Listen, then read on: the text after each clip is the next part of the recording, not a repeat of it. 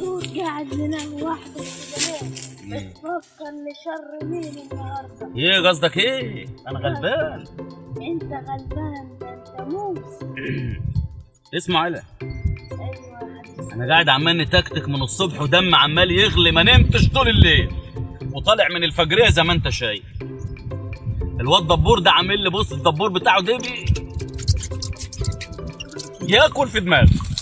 خلاص الواد ده عنده حته فدان على النصر، وعرفت من حبايبي ان هو جاي في الطريق، على الطريق كده يعني.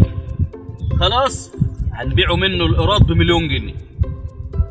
خلاص انت تقف معايا ان انا ناخده ليا. ناخده ايه؟ ليا.